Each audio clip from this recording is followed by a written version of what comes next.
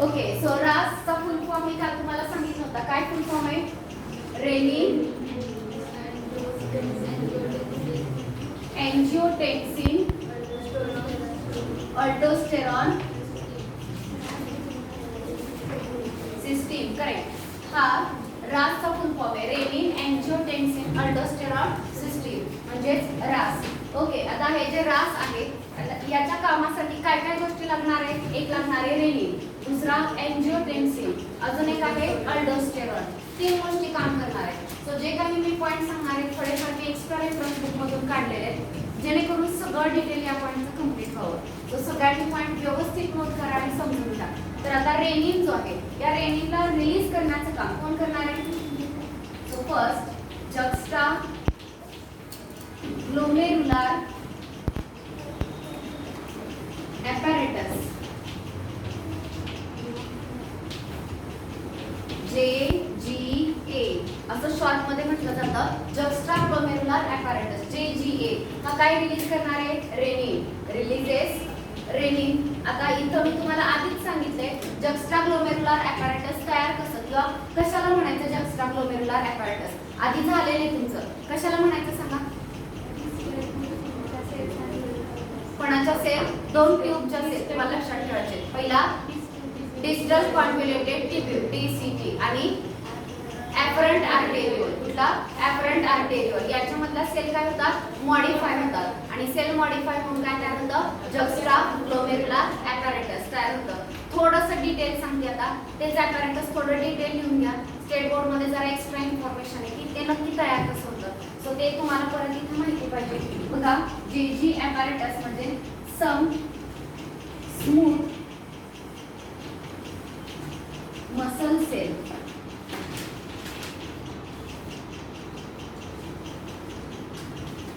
of wall of afferent arteriole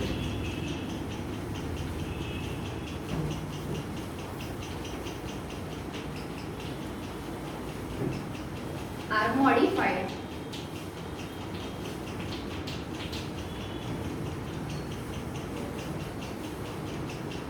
in such a way that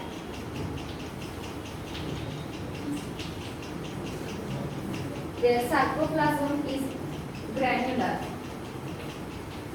Their sarcoplasm is granular.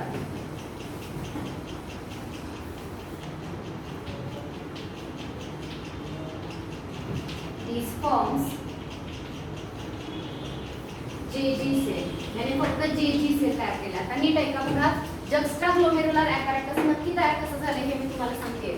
Some smooth muscle cell. कुठला cell? Smooth muscle cell of wall of afferent arteriole. बघा आर्टरीची wall तुम्ही आता ते 12th मध्ये शिकणार आहात.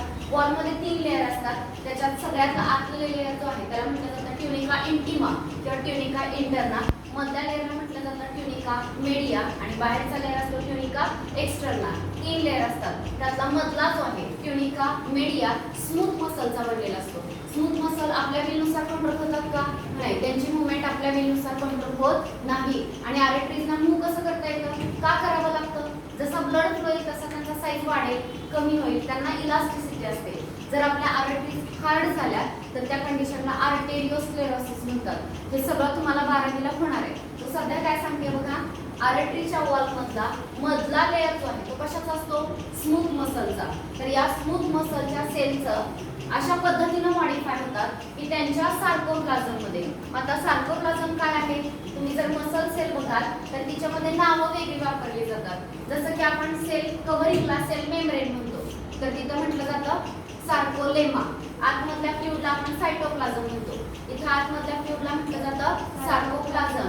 आतमध्ये एंडोप्लाझ्मिक रेटिक्युलम आहे. या एंडोप्लाझ्मिक रेटिक्युलमला म्हटलं जातं सार्कोप्लाझ्मिक रेटिक्युलम. सो हे लक्षात ठेवा. हे शब्द कशासाठी वापरले जातात?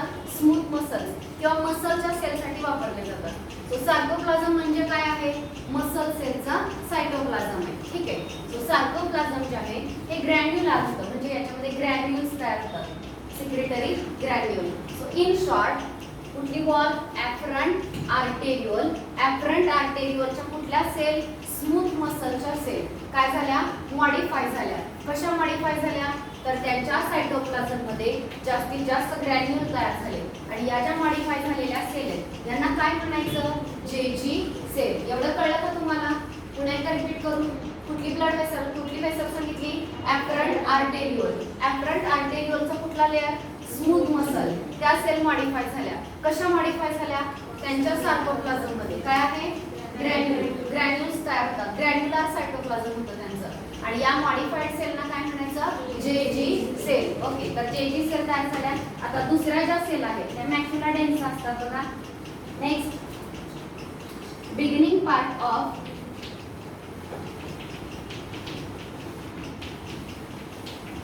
DCT possess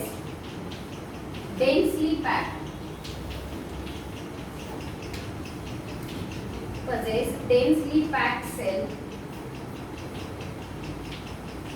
than other region.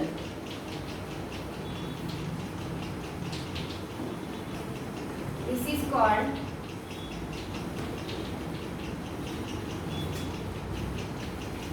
macula densa.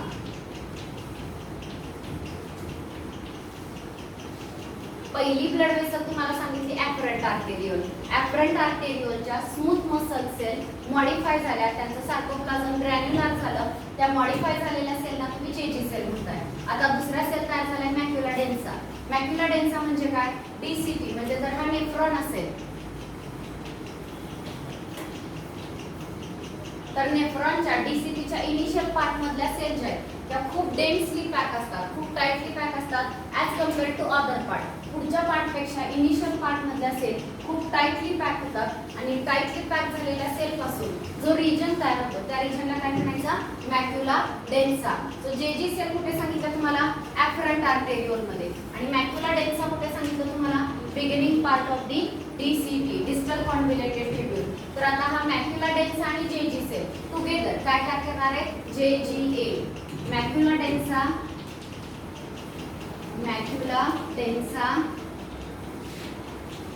and JGA together form JG cell together form JGA, juxtaglomerular apparatus. दोन गोष्टींपासून बनतं, एक आहे मॅक्युला डेन्सा आणि दुसरी कुठली आहे, जेजी सेल. त्या दोघांपासून काय काय झालं, juxtaglomerular apparatus. आपल्याला दुसरा मेकॅनिझम शिकायचा आहे तर दुसऱ्या मेकॅनिझमसाठी हे JGA हे apparatus महत्त्वाचं आहे. म्हणून मी तुम्हाला डिटेल सांगितलं. juxtaglomerular apparatus कसं तयार झालं, दोन वेगवेगळ्या सेल पासून. एक सेल कुठली, जेजी सेल आणि दुसरी कुठली, मॅक्युला डेन्सा. मॅक्युला डेन्सा कुठे आहे, DCT, beginning part of DCT. आणि जेजी सेल कुठे आहे, ऍफरंट आर्टेरियोलच्या स्मूथ मसल मॉडिफाय झाले, त्यांनाच काय म्हणायचं, जेजी सेल. तर या जेजी सेल आणि या मॅक्युला डेन्सा एकत्र येऊन काय तयार होणार आहे, juxtaglomerular apparatus. हे माहिती असू द्या. त्याच नेफ्रॉनची ऍफरंट आर्टेरियोल, हे ऍफरंट आर्टेरियोल आणि त्याच नेफ्रॉन मधला मॅक्युला डेन्सा, हे दोन रिजन एकमेकांच्या जवळ असतात आणि त्या दोघांपासून जे तयार होतं त्याला काय म्हणायचं, juxtaglomerular apparatus. असं नाही की मॅक्युला डेन्सा एका नेफ्रॉनचा आणि जेजी सेल दुसऱ्या नेफ्रॉनचे आणि मग दोघं एकत्र येऊन जेजी तयार करणार, असं होत नाही. एकाच नेफ्रॉनचे दोन्ही पार्ट असतात. सगळ्यांना कळलं का, हे नोट केलं तुम्ही? थोडंसं मी एक्स्ट्रा लिहून दिले की नक्की कसं आहे juxtaglomerular apparatus. ठीक आहे, आता हे जे juxtaglomerular apparatus आहे ते एक हार्मोन सिक्रेट करतात.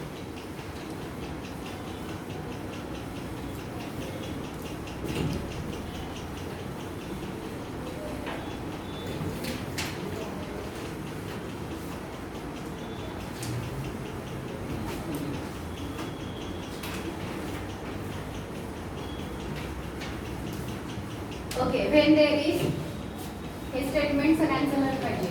when there is decrease, downward arrow म्हणजे डिक्रीज, अपवर्ड एरो म्हणजे इन्क्रीज.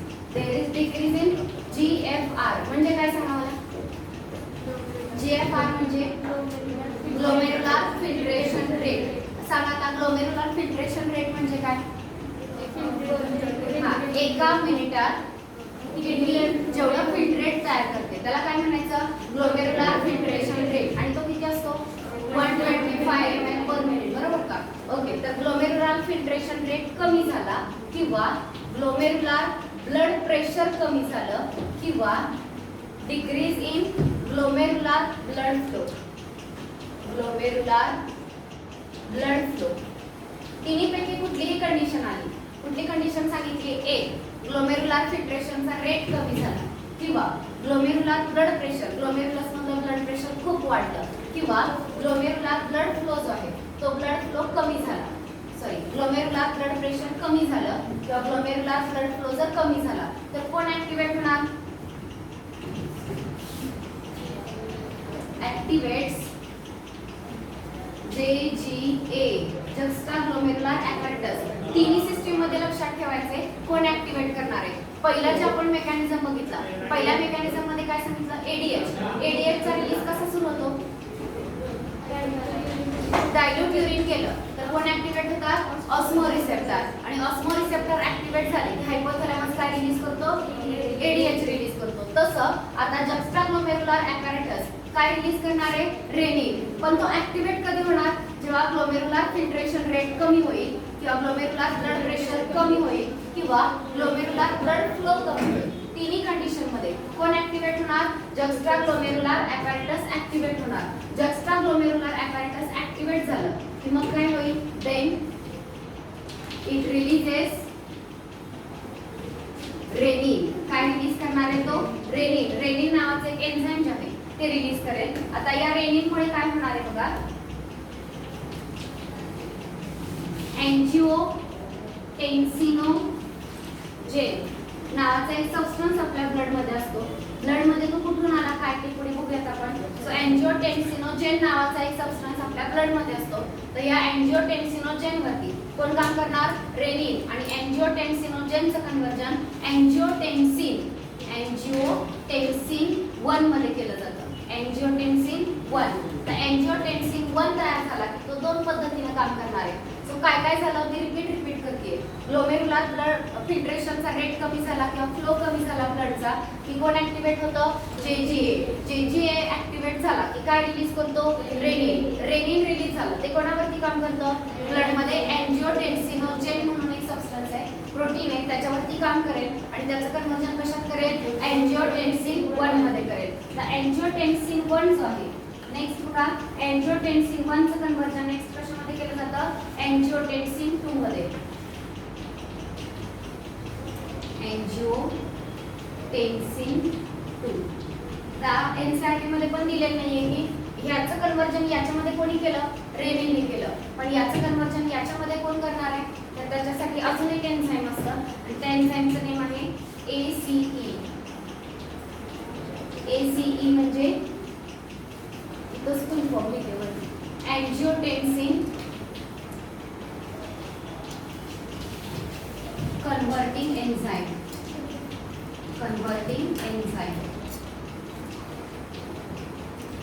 एवढं कळलं तुम्हाला? ब्लड मधल्या एंजिओटेन्सिनोजेनचं कन्वर्जन कशामध्ये झालं? एंजिओटेन्सिन 1 मध्ये. ते कोणामुळे झालं? रेनिनमुळे. ओके, आता एंजिओटेन्सिन 1 चं कन्वर्जन कशामध्ये होणार आहे? एंजिओटेन्सिन 2 मध्ये. आणि हे कोण करणार आहे? एंजिओटेन्सिन कन्व्हर्टिंग एन्झाइम हा करणार आहे. ठीक आहे, फायनल सबस्टन्स तुम्हाला मिळालाय एंजिओटेन्सिन 2. आता एंजिओटेन्सिन 2 चा रोल काय असतो हे आपण बघणार आहे.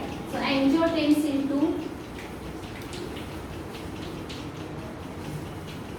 दोन पद्धतीने काम करणार आहे.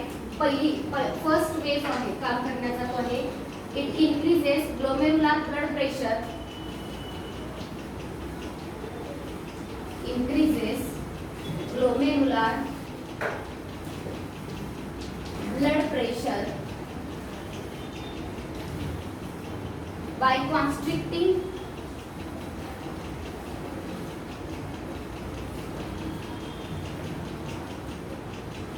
arteriole. आर्टेरिओलचं काय केलं जातं? कॉन्स्ट्रिक्शन. कॉन्स्ट्रिक्ट होणं म्हणजे डायमीटर कमी होणं. जर डायमीटर कमी झाला तोच आधी मोठा होता सो ब्लड व्यवस्थित आरामात फ्लो होईल. पण डायमीटर कमी झालं तर तेवढंच ब्लड खूप कमी जागेतून जाणार म्हटल्यावर प्रेशर काय होणार? वाढणार. सो याने एकच केलं, डायमीटर कोणाचा काय केला? ब्लड वेसलचा डायमीटर कमी केला. डायमीटर कमी करणाऱ्या पदार्थाला ऍक्च्युअली व्हॅसोकॉन्स्ट्रिक्टर म्हणतात. व्हॅसोकॉन्स्ट्रिक्टर कधी शब्द येईल तेव्हा लक्षात ठेवा. व्हॅसो म्हणजे व्हेसल आणि कॉन्स्ट्रिक्ट करणं म्हणजे डायमीटर कमी करणं. सो अँजिओटेन्सिन 2 नी पहिलं काम काय केलं? Increases glomerular blood pressure. कसं इन्क्रीज केलं? By constricting arteriole. त्याने आर्टेरियोल कॉन्स्ट्रिक्ट केल्या, त्यांचा डायमीटर कमी केला. ब्लड प्रेशर काय होणार? वाढणार. ब्लड प्रेशर वाढलं, ग्लोमेरुलर फिल्ट्रेशनचा रेट जो कमी झाला होता तो काय होईल? वाढेल. फिल्टर व्हायला लागेल ब्लड चांगलं. समजलं? जेवढं प्रेशर वाढवणार तुम्ही ब्लड वरती तेवढं ते फिल्टर आउट होणार आहे. सो हे पहिले मेथड झाली काम करण्याची. दुसरं काम काय आहे बघा? Increases blood volume. Second function, it increases blood volume. हा ब्लड व्हॉल्यूम इन्क्रीज करेल. मग ब्लड व्हॉल्यूम कसा इन्क्रीज करतो? By signalling PCT to absorb more NaCl.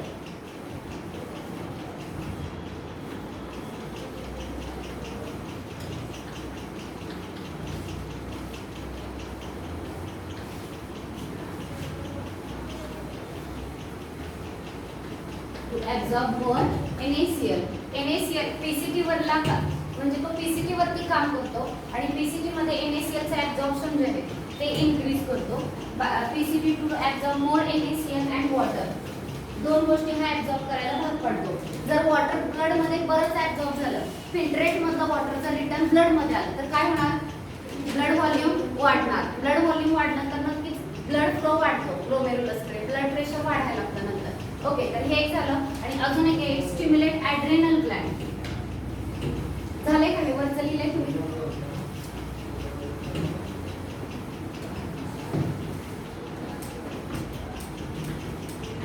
Stimulate.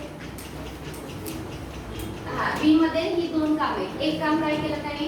PCT वरती काम केलं आणि पीसीटी मध्ये NaCl आणि वॉटरचं रिॲब्सॉर्प्शन त्याने वाढवलं. अजून एक काय काम केलं आहे बघा त्याने? It stimulate adrenal Gland. आता ॲड्रेनल ग्लँड कुठली?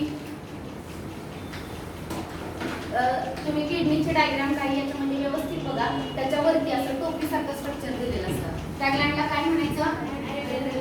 तर ही जी ॲड्रेनल ग्लँड आहे, ही ॲड्रेनल ग्लँड एक हार्मोन सिक्रेट करते. Stimulate adrenal gland to release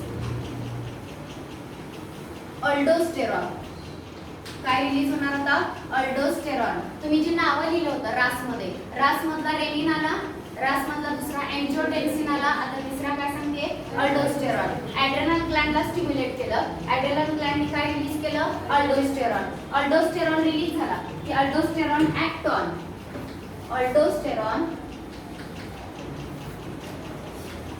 on DCP and increases reabsorption of Na+ and water. DCT मध्ये Na+ आणि वॉटरचं रिॲब्सॉर्प्शन काय केलं याने? स्टिम्युलेट केलं. सगळं झालेलं, सगळ्यांचं लिहून झालं. एकदा फक्त शांतपणे लक्ष द्या. आपण कुठला मेकॅनिझम बघतोय? रास. रासचा फुल फॉर्म काय? Renin, angiotensin, aldosterone system. Okay, तर यापैकी सगळ्यात फर्स्ट रेनिन कोण रिलीज करतो? Juxtaglomerular apparatus JGA. कधी सिक्रेट होईल? कधी सिक्रेट करेल JGA हे रेनिन? जेव्हा ग्लोमेरुलर फिल्ट्रेशन रेट कमी होईल किंवा ग्लोमेरुलर ब्लड प्रेशर कमी होईल किंवा ग्लोमेरुलर ब्लड फ्लो कमी होईल, तेव्हा कोण ऍक्टिव्हेट होईल? JGA ऍक्टिव्हेट होईल. JGA ऍक्टिव्हेट झाला की काय रिलीज होईल? रेनिन. रेनिन काय करेल? ब्लड मधल्या अँजिओटेन्सिनोजनचं कन्वर्जन अँजिओटेन्सिन 1 मध्ये करेल. मग अँजिओटेन्सिन 1 चं कन्वर्जन कशात होतं? अँजिओटेन्सिन 2. पण यासाठी अजून एक एन्झाइम सांगितला, अँजिओटेन्सिन कन्व्हर्टिंग एन्झाइम. ठीक आहे, आता फायनली तुमच्या हातात काय आहे? अँजिओटेन्सिन 2. मग हा काय काम करणार आहे? दोन पद्धतीने काम करतो. अँजिओटेन्सिन 2 स्वतः व्हॅसोकॉन्स्ट्रिक्टर म्हणून काम करतो. आर्टेरियोलचा डायमीटर काय करतो? तो कमी करतो. जर डायमीटर कमी झाला तर काय इन्क्रीज होणार? ब्लड प्रेशर इन्क्रीज होणार. दुसरी पद्धत काय आहे? Increases blood volume. तो ब्लड व्हॉल्यूम वाढवतो. आता कसा वाढवतोय? दोन पद्धतीने तो ब्लड व्हॉल्यूम वाढवतोय.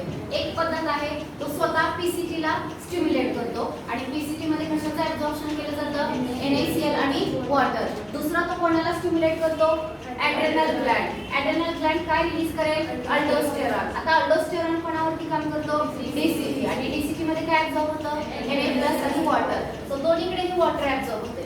ब्लड मध्ये वॉटर वाढलं तर ब्लडचं व्हॉल्यूम वाढलं तर प्रेशर सुद्धा वाढणार. सगळ्यांना समजलं. सो दिस इज रास सिस्टीम. यावेळी रास मध्ये काम केलं जातं. कळलं.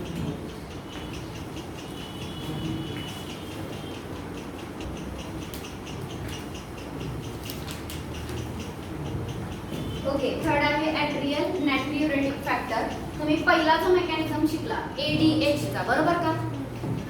ADH कधी रिलीज होतो जेव्हा बॉडीच्या बाहेर कसलं युरिन जातंय डायल्यूट. मग कॉन्सन्ट्रेटेड करण्यासाठी काय रिलीज झाला ADH. सो ADH नी सुद्धा काय केलं फिल्ट्रेट मधलं वॉटर रिॲब्झॉर्ब करायला भाग पाडलं. सो वॉटर रिॲब्झॉर्ब झालं तर ब्लडचं व्हॉल्यूम काय होईल वाढणार. सो ADH मुळे ब्लडचं व्हॉल्यूम वाढलं. आताच आपण सेकंड मेकॅनिझम शिकलो रेनिन. रेनिनमुळे सुद्धा काय होतं ब्लडचं व्हॉल्यूम वाढतं. तिथं सुद्धा वॉटरचं रिॲब्झॉर्प्शन आहे. सो पहिल्या दोघांनीही म्हणजे कोणी ADH आणि रेनिन किंवा तो रास मेकॅनिझम ह्या दोघांनीही ब्लडचं व्हॉल्यूम काय केलंय वाढवलंय. ही जी तिसरी मेथड आहे ती ब्लडचं व्हॉल्यूम कमी करायला भाग पडणार आहे. आता ते कसं असतं ते आपण पाहणार आहोत. सो नेक्स्ट फॅक्टरचं नेम आहे ANF. ANF कधी रिलीज केला जाईल बघा increase blood flow to the ॲट्रिया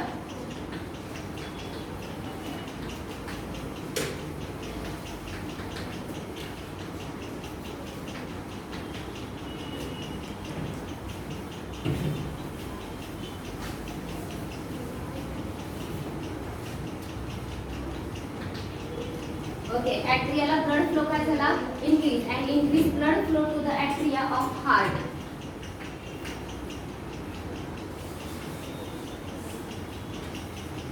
causes release of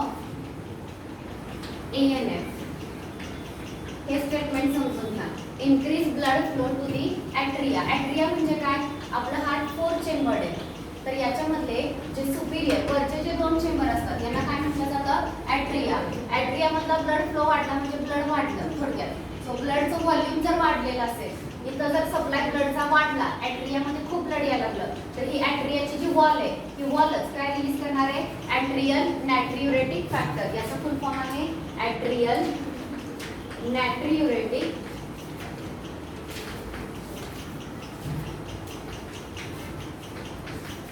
factor. So ॲट्रियाच्या वॉलने काय केलेला आहे हा ANF रिलीज केलाय. सो दोन्ही पण गोष्टी सांगितल्या की ANF रिलीज कोणी केला आणि कधी केला. कधी केला जेव्हा ब्लड फ्लो वाढला कुठे ॲट्रियामध्ये हार्टमध्ये जेव्हा ब्लड फ्लो वाढला व्हॉल्यूम वाढलं तेव्हा कोण स्टिम्युलेट झाली ॲट्रियाची वॉल स्टिम्युलेट झाली आणि काय रिलीज केलं त्यांनी ANF ॲट्रियल नायट्रियुरेटिक फॅक्टर. आता हा ॲट्रियल नायट्रियुरेटिक फॅक्टर काय करेल ANF causes vasodilation. ANF causes vasodilation. आता तुम्ही व्हॅसोकॉन्स्ट्रिक्शन शिकला की नाही. कोण होतं व्हॅसोकॉन्स्ट्रिक्टर एंजिओटेन्सिन 2. व्हॅसोकॉन्स्ट्रिक्टर होता ब्लड वेसलचा डायमीटर कमी केला ब्लड प्रेशर वाढलं फिल्ट्रेशनचा रेट वाढला. आता हा काय काम करतोय व्हॅसोडायलेटर. व्हॅसो म्हणजे पुन्हा ब्लड वेसल आणि डायलेट करणं म्हणजे डायमीटर इन्क्रीज करणं. सो डायमीटर इन्क्रीज केला तर प्रेशर काय होईल कमी होणार. So ANF causes vasodilation. Vasodilation जर झालं thereby decreases blood pressure. Decreases blood pressure.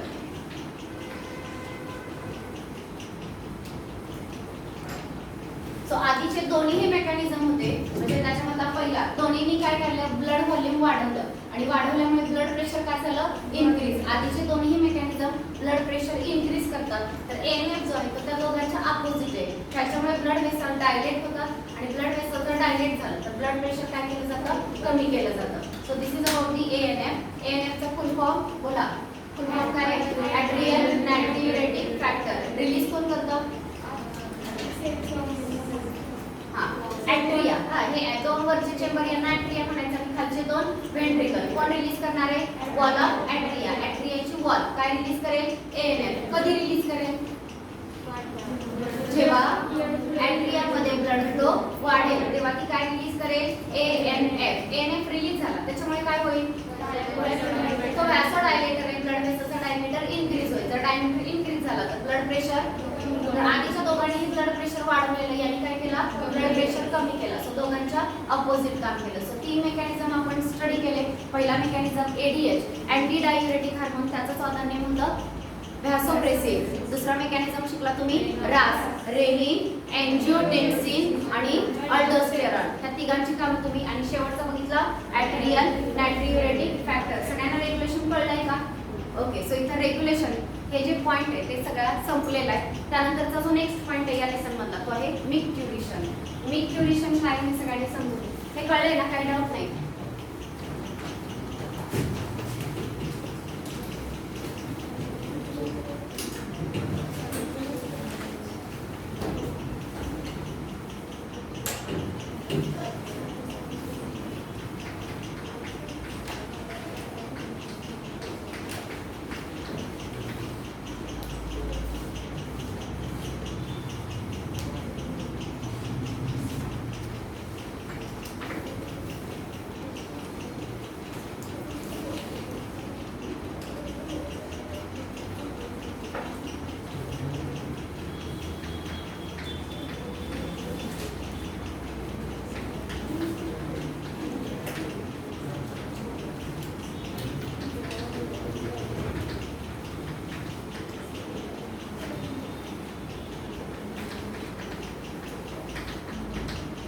Simple आहे. मिक्ट्युरेशन म्हणजे काय? Process of release of urine. जे तुम्ही युरिन कुठे तयार होत आहे? किडनीमध्ये. त्याचा नेफ्रॉन तयार करताय. तिथे तयार झालेले युरिन कुठे येईल? एक ट्यूब असते युरेटर. युरेटर मधून कुठे येईल ते?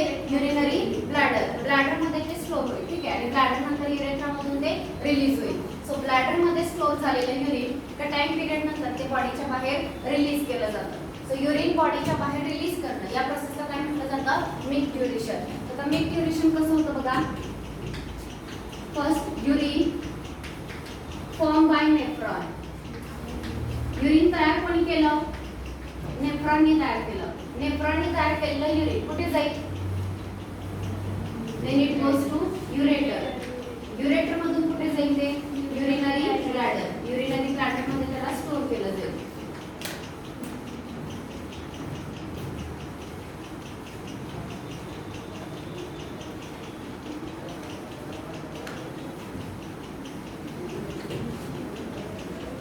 When bladder is filled with urine,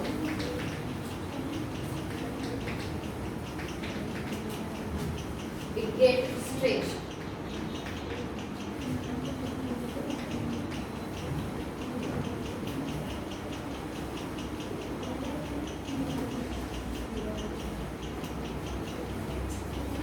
Stretch receptor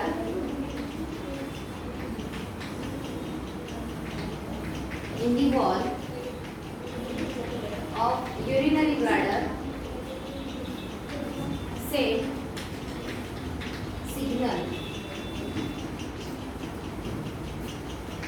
to CNS, central nervous system. Okay, next, central nervous system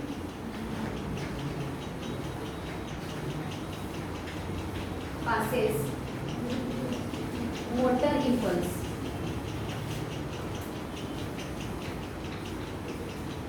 So काय काय सांगितलं बघा. मिक्ट्युरेशन म्हणजे काय? Process of release of urine is called as मिक्ट्युरेशन.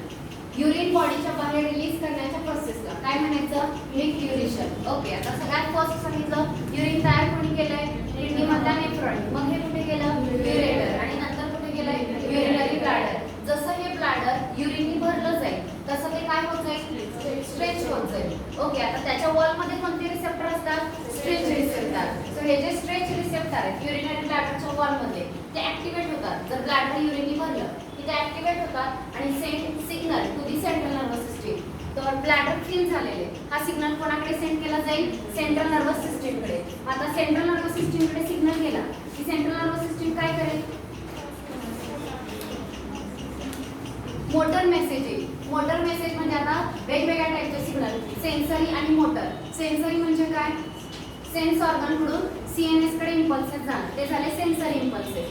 आणि सीएनएस कडून इफेक्टर ऑर्गनकडे इम्पल्सेस येणं त्यांना काय म्हणायचं मोटर इम्पल्सेस. आधी इम्पल्स गेलाय कोणाकडून युरिनरी ब्लॅडरच्या स्ट्रेच रिसेप्टरकडून कोणाकडे गेला सीएनएस कडे. आता तो सिग्नल गेला त्याच्या रिस्पॉन्स मध्ये सीएनएस काय करेल एक मोटर मेसेज पास करेल. मोटर मेसेज पास झाला it initiate contraction of smooth muscle. It initiate contraction of smooth muscles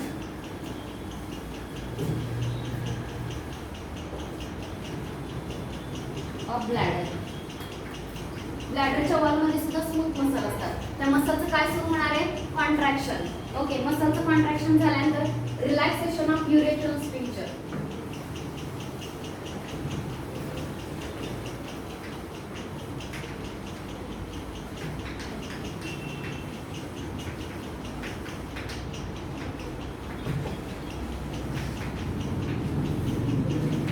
urethral sphincter. Sphincter हे शब्द आधी ऐकले तुम्ही कुठे डायजेस्टिव्ह सिस्टीम मध्ये ऐकले असतील. कुठले स्फिंक्टर शिकले होते पायलॉरिक स्फिंक्टर कार्डियक स्फिंक्टर इलिओपॅक्टिक स्फिंक्टर झाले की नाही. स्फिंक्टर ऑफ ऑडी इथं सांगितलं होतं. तर तसेच युरेथ्राच्या ओपनिंगला काय प्रेझेंट असतात स्फिंक्टर प्रेझेंट असतात. सो जेव्हा पहिल्यांदा सिग्नल कोणाकडून गेला ब्लॅडरच्या स्ट्रेच रिसेप्टरकडून सीएनएस कडे गेला. सीएनएस कडून काय आला मग मोटर मेसेज आला. मोटर मेसेज आला की युरिनरी ब्लॅडरचे स्मूथ मसल काय होतील कॉन्ट्रॅक्ट म्हणजे प्रेशर वाढवतील. ओके आणि ते कॉन्ट्रॅक्ट झाले आणि दुसरा कोणाकडे इम्पल्स जाणार आहे युरेथ्राच्या स्फिंक्चरकडे. ते स्फिंक्चर जर क्लोज असतील तर ते ओपनिंग ओपन होणार नाही युरिन बॉडीच्या बाहेर रिलीज होऊ शकत नाही. सो दोन मेसेजेस आले. एक ब्लॅडरला आलेला आहे ब्लॅडर कॉन्ट्रॅक्ट झाला आणि दुसरा मेसेज कोणाकडे आहे युरेथ्रल स्फिंक्चर तो काय झालाय रिलॅक्स झाला तर तो ओपन होणार आहे. So urethral sphincter okay relaxes urethral sphincter and then release urine. Urethral sphincter relax झाले की मग काय होणार आहे ते युरिन रिलीज करणार आहे. सो यावेळी मिक्ट्युरेशन ही प्रोसेस चालते. सो मिक्ट्युरेशन या शब्दाचा अर्थ कळला. मिक्ट्युरेशन म्हणजे काय process of release of urine outside the body. It is called as micturition. सगळ्यांना एवढं कळलं. ओके त्यानंतर नेक्स्ट काय सांगितलं युरिन कुठे तयार होतं नेफ्रॉन. मग कुठे जातं युरेटर. मग कुठे जातं युरिनरी ब्लॅडर. ओके तर जेव्हा ब्लॅडर या युरिनने भरलं जातं तेव्हा काय होतं स्ट्रेच रिसेप्टर जे आहेत ते काय होतात ऍक्टिव्हेट होतात आणि सिग्नल कुठे सेंड करतात सीएनएस कडे. सीएनएस कडून कोणता सिग्नल येतो मोटर. त्या मोटर मेसेजमुळे दोन गोष्टी होतात. एक युरिनरी ब्लॅडरचे मसल जे ते काय होतात कॉन्ट्रॅक्ट आणि युरेथ्रल स्फिंक्टर काय होतो रिलॅक्स झाला. युरेथ्रा ओपन होईल आणि युरिन रिलीज केलं जाईल. म्हणजेच काय झालं micturition. The process of release of urine is called as micturition. Okay release करण्याच्या प्रोसेसला मिक्ट्युरेशन म्हणायचं. आणि मिक्ट्युरेशन रिफ्लेक्स काय न्यूरल मेकॅनिझम कंट्रोलिंग मिक्ट्युरेशन और कॉजिंग मिक्ट्युरेशन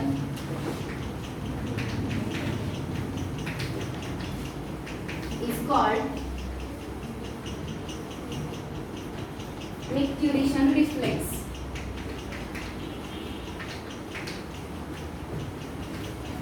याला काय म्हटलं जातं मिक्ट्युरेशन रिफ्लेक्स. सो मिक्ट्युरेशन आणि मिक्ट्युरेशन रिफ्लेक्स दोन्ही शब्द लक्षात ठेवायचे.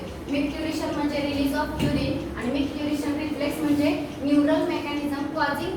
बघा न्यूरल मेकॅनिझम इन्व्हॉल्व होतोय. ब्रेन कडून जोर व्हॉल्युंटरी सिग्नल येत नाही तोवर युरिन रिलीज केलं जात नाही. सो ब्रेनचा जो इन्व्हॉल्वमेंट आहे त्याचा जो न्यूरल मेकॅनिझम आहे त्या मेकॅनिझमला काय म्हणणार तुम्ही मिक्ट्युरेशन रिफ्लेक्स. मिक्ट्युरेशन रिफ्लेक्स म्हणजे काय मिक्ट्युरेशन होण्यासाठी जो न्यूरल मेकॅनिझम होतो त्या न्यूरल मेकॅनिझमला काय म्हणायचं आहे मिक्ट्युरेशन रिफ्लेक्स. एवढं कळलं का तुमची जनरल इन्फॉर्मेशन आहे युरिन बद्दल.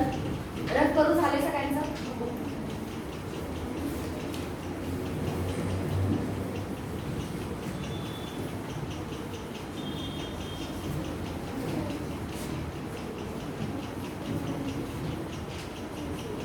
ठीक आहे नेक्स्ट युरिन बद्दल काय काय पॉइंट आहेत बघा. अडल्ट ह्यूमन बीइंग किती युरिन रिलीज करणार आहे फर्स्ट घ्या 1 to 1.5 लिटर एवढे युरिन जे आहे एका दिवसाला काय होतं युरिन पर डे, एका दिवसाला 1 to 1.5 लिटर एवढं युरिन तयार केलं जातं. नेक्स्ट युरिन फॉर्म जे आहे slightly yellow in colour, yellow कलरचा असतं आणि त्याचा येलो कलर कशामुळे येतो? युरोक्रोम पिगमेंटमुळे येतो. जसं आपल्या फिसिसचा येलो कलर कशामुळे येतो? बिलिरुबिन, बरोबर का? तसं युरिनचा येलो कलर युरोक्रोम नावाच्या पिगमेंटमुळे येणार आहे. त्यानंतर नेक्स्ट बघा yellow coloured watery fluid slightly acidic, slightly acidic. त्याचा पीएच किती असतो? 6.0 एवढा त्याचा पीएच आहे. 6 पीएच म्हणजे ते कसं झालंय? ऍसिडिक. ओके नेक्स्ट बघा इट हॅज कॅरेक्टरिस्टिक ओडर. त्याचा कॅरेक्टरिस्टिक ओडर असतो. ओडर जरी चेंज झाला तरी डिसऑर्डर ओळखता येतो. Characteristic odour. ओके त्यानंतर नेक्स्ट बघा जवळपास 25 to 30 gram urea per day बॉडीच्या बाहेर रिलीज केला जातो. आणि मग हे युरिनचं वेगवेगळं अनालिसिस केलं जातं. एवढं तुम्हाला कळलंय का? बघा आपण एका दिवसाला किती युरिन रिलीज करतो? 1 to 1.5 लिटर. अडल्ट मध्ये एवढं रिलीज होतं. युरिनचा कलर कसा आहे? स्लाइटली येलो, युरोक्रोम या पिगमेंटमुळे. पीएच ऍसिडिक आहे, 6 पीएच आहे. कॅरेक्टरिस्टिक त्याला ओडर असतो. त्याचा ओडर फिशी किंवा चेंज झाला तर तेही सांगता येतं की त्याच्यावरून डिसीज झालेला ओळखता येतो. नेक्स्ट एका दिवसाला किती युरिया रिलीज केला जातो? 25 to 30 gram. Urea is different thing आणि युरिन इज डिफरंट. युरिया म्हणजे काय? ते वेस्ट प्रोडक्ट आणि तो युरिया वॉटर मध्ये डिसॉल्व केला की तुम्ही काय म्हणता त्याला? युरिन. एवढं कळलं का? ओके नेक्स्ट काय दिलेलं बघा युरिन जर काही चेंज झालं तर दोन टर्म दिले, ग्लायकोज युरिया आणि दुसरा दिलेला आहे कीटोन युरिया. ग्लायकोज युरिया म्हणजे glucose in urine, glucose in urine. Urine मध्ये जर ग्लुकोज असेल तर त्या कंडिशनला ग्लायको युरिया असं म्हटलं जातं. आणि कीटोन युरिया म्हणजे ketone bodies in urine, ketone bodies in urine. Urine मध्ये जर कीटोन बॉडीज असतील तर त्या कंडिशनला काय म्हटलं जातं? Ketone urea. ओके तर हे जे आहे ग्लुकोज युरिया आणि कीटोन युरिया हे दोन्ही कशामध्ये पाहायला मिळतं आपल्याला? Diabetes mellitus. दोन टाईपचे डायबिटीज असतात. मी तुम्हाला उद्या डायबिटीज मेलिटस आणि त्याचा दुसरा टाईप इन्सिपिडस दोन्ही बद्दल माहिती सांगते. सध्या एवढंच लक्षात घ्या युरिन मध्ये नॉर्मली ग्लुकोज किंवा हे प्रेझेंट असत नाही. पण जर युरिन मध्ये ग्लुकोज असेल तर काय म्हणायचं त्याला? Glucose urea. कीटोन बॉडीज असतील तर कीटोन युरिया. आणि ही कंडिशन कोणामध्ये पाहायला मिळते? डायबिटिक पेशंट मध्ये पाहायला मिळते. त्यातलाही डायबिटीज मेलिटस मध्ये. इन्सिपिडस वेगळा प्रकार आहे, युरिनशी रिलेटेडच आहे. सो उद्या आपण ते दोन्ही टाईप पाहणार आहोत आणि दुसरे एक्सपिरेटिव्ह ऑर्गन पाहणार आहोत. एवढं कळलं का?